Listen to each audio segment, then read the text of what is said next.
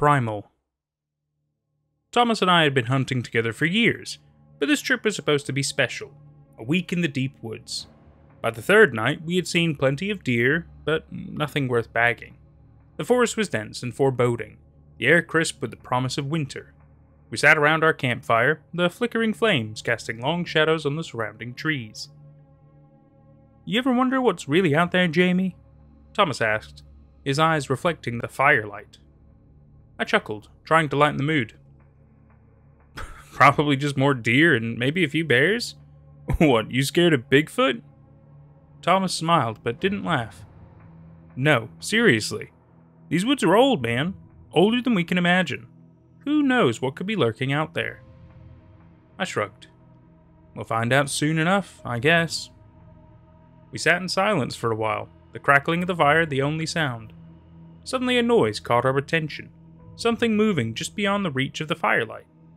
I stood up, grabbing my rifle, and motioned for Thomas to do the same. "You hear that?" I whispered. Thomas nodded, his face pale. "Yeah, sounds big." We stepped away from the fire, Thomas's headlamp cutting through the darkness. As we moved closer, the noise grew louder, until we saw it. A massive buck, its antlers gleaming in the dim light. It noticed us and bolted, crashing through the underbrush. "Let's get it!" I said, adrenaline pumping through my veins. Thomas hesitated. "Jamie, maybe we should let it go." I waved him off. "Come on, Thomas. This is what we're here for." We chased the buck through the forest. The creature was fast, but we were determined. After what felt like an eternity, we stumbled into a clearing and stopped dead in our tracks. The light fell on a massive shape emerging from the shadows. It was a Tyrannosaurus Rex.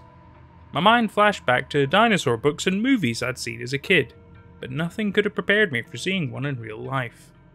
The headlamp's beam revealed thick, powerful legs and a massive head. The creature's eyes were small, but seemed to glow in the dark. Its body was thick with muscle and fat, its arms tiny with only 2 fingers.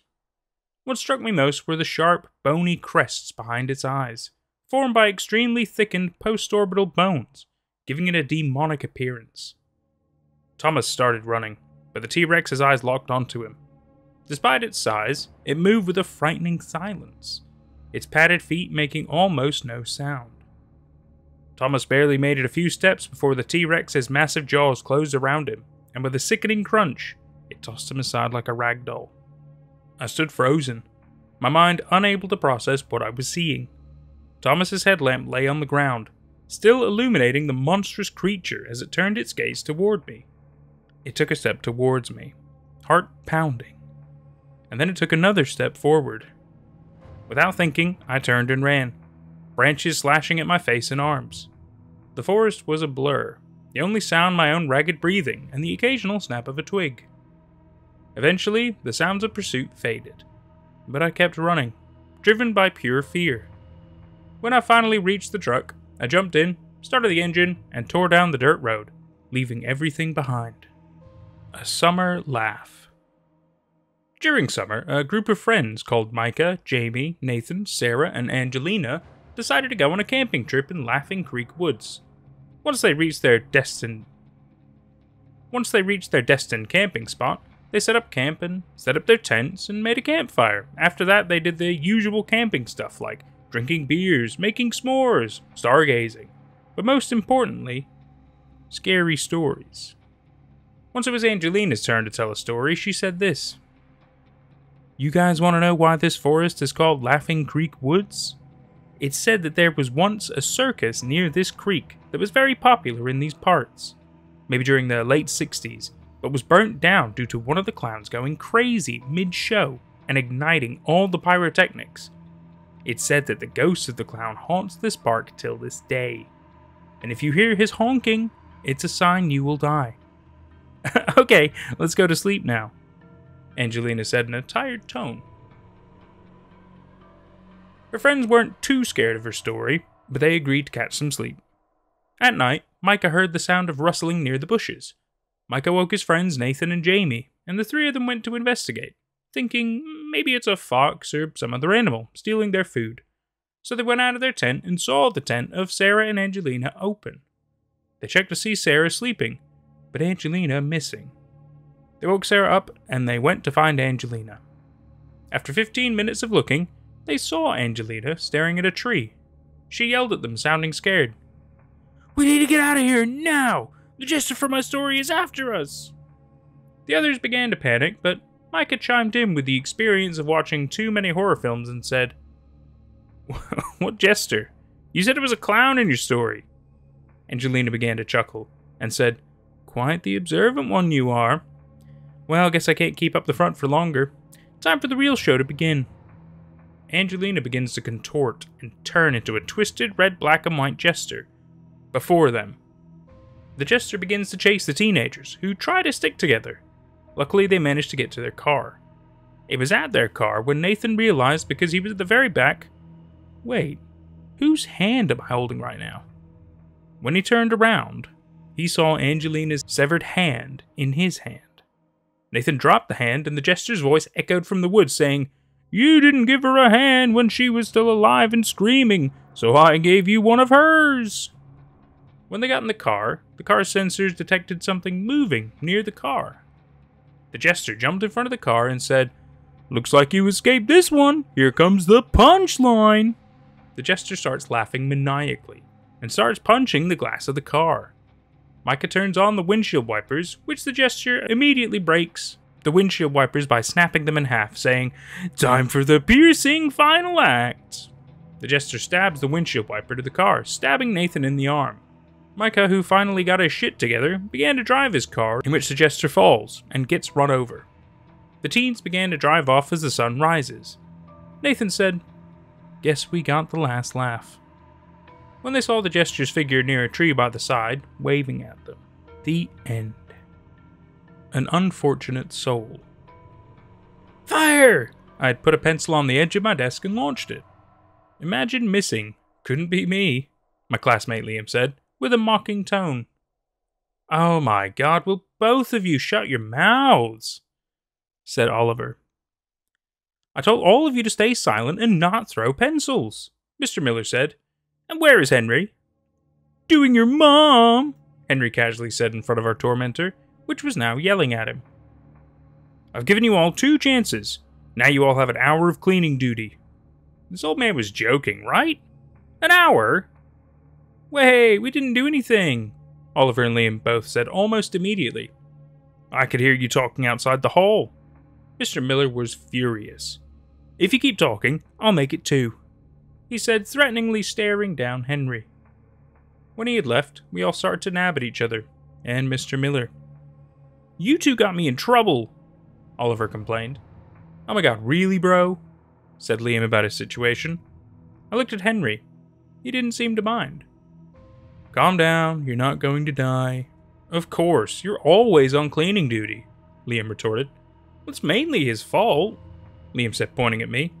And me, being me, wasn't paying attention and was watching the TV in the coffee shop across the street to the window where I was reading the headline.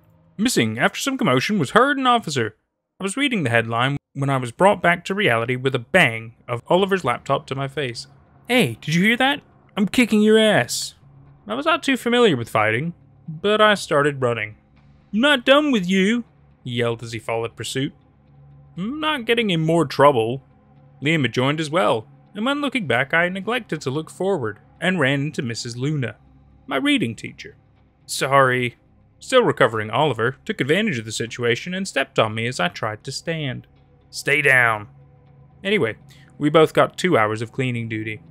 At the end of the day, at the gym, Mr. Miller plopped all of us at the janitor's closet to gather cleaning supplies. "When I come back, this place better be spotless." The old man snapped and gave me the keys to the janitor's closet. "Yes, sir." After we left, we got bleach and went to town on the gym. An hour had passed. "Screw this, I'm taking some ice cream from the cafeteria," Liam blatantly said. "Really? You want to get in more trouble?" Oliver said. "Well, as far as I'm aware, there isn't anybody but us in this dumb gym," Liam countered. "What about the cameras?" "What about the cameras? This school is crap. Do you really think they would spend that much on this school? Pieces of garbage never cared then, so why now?" Liam and Henry took off to the cafeteria, which was right next to the gym. Wait up, I said, not wanting to be alone with Oliver. If I get in trouble with you again, I'll bash your face in again, Oliver stated. I joined them shortly after, but when I got there, they weren't there. Boo! Gah! Got you, Liam giggled. Screw you, man. Just had to get you back for getting me in trouble. I was frustrated, but I noticed Henry wasn't with him. So I asked, Where's Henry? Oh, he went to take a dump. Oh, okay. I'm going to go get some ice cream. Do you know where it is? Yeah, it's in the back. Don't ask how I know that. Mr. Miller entered and asked, Boys, did you do what I said to do? And what are you doing in the cafeteria? Yes, sir. I'm cleaning the cafeteria, sir, Liam stated. Then here you go. He held a cup of ice cream in his hand. You two earned it. Me still processing what was happening, didn't realize Liam had gone for the ice cream. Thanks, His words were cut short by the knife that had pierced the back of his head. What are you standing there for, James? Dig in. I was in shock. Oh, what are you... Kid, he said, containing laughter. You're next. After he finished, Oliver tackled him before punching him, repeatedly. Oliver, stop, a voice pleaded. Oliver looked up to see Henry, just for that monster to stab him in the chest again, and again. Me and Henry were in total shock. I couldn't move. Stop, please. I wouldn't tell a soul if you let me go. Hell, you could even kill him. Henry gestured to me in turn. I was finally out of the stasis of shock. I ran. Tell you what, kid. I'll let you go. Just get that kid for me. He accepted his deal. Chasing after me, Henry was far behind. I had made it to the door. I pulled and pulled. He had locked us in the entire time. Henry was nearing, so I had an idea, and bolted to the janitor's closet and locked myself in. Henry was sobbing. James, please come out, he's the last words I heard, before I heard him gurgling on his own blood. James, come out, James, Miller had asked before, asking again. James, open the fucking door, he yelled as he started kicking the door down. Leave me alone, I yelled as he broke down the door. When you join your friends, tell them I said, hi. He stabbed me in the chest. You know how painful it is to deal with brats like you? He said, twisting the knife. Ironically, it feels the same as what you're feeling now. Plunging the knife deeper. The pain was unbearable. I didn't know what to say. Still not paying attention, are you? Even on your deathbed. Well, since you're bound to bleed out like that, goodbye, he said, closing the door and taking the janitor's key to lock me in. I wouldn't even have the honor of dying fast and clean like the others, as I sat there cold, bleeding, and alone, trying to make a sound out of my mouth, but I didn't have the strength, and at long last, I could rest. And those were some of the entries to the Campfire Collection Contest. Decent stories overall. I mean, not the best, not the worst, but at the same time, I think it's good that there's like restrictions and rules and a level of difficulty to some of the writing contests. You know, like it's I mean, 3,000 words is not a lot when you really think about it. It could be like just a few pages. It's hard to make a really good story with very limited space and time. You know. But overall, I mean, I think it's a good little exercise, and I'm pretty pleased with some of the results. Tomorrow we'll be checking out the top 3, and hope to see you there. Take care. Thank you so much to my YouTube members and Patreon members for all the love and support.